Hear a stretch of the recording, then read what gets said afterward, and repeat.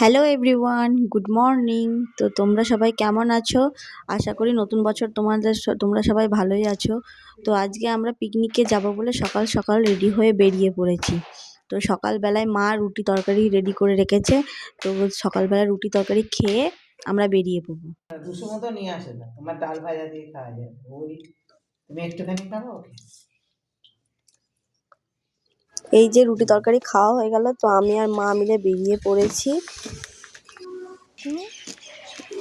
মা হাই বলো।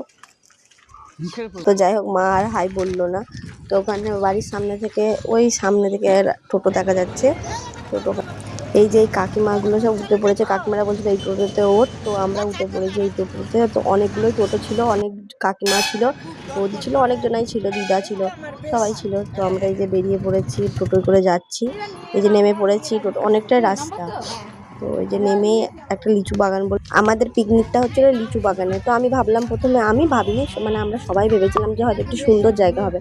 তো পৌঁছে দেখি শুধুই লিচু গাছ আর লিচু গাছ, শুধু বাগান। তো আমাদের জায়গাটা কারোরই খুব একটা পছন্দ হয়নি। তাও জায়গাটা ঠিক করা হয়েছিল, যেহেতু করতেই হবে, তো ওখানেই পৌঁছে গেছিলাম। এই যে অনেক দেখতেই পাচ্ছ সব কাকিমাদেরকে।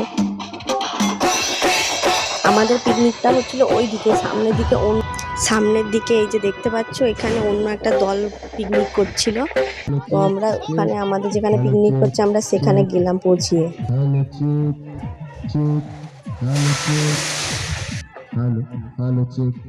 এই যে এখানে রান্না বান্না চলছে। শীতকাল মানেই পিকনিকের সময়। তো আমার মতন কে কে আছো তোমরাও পিকনিক করছো এই টাইমে?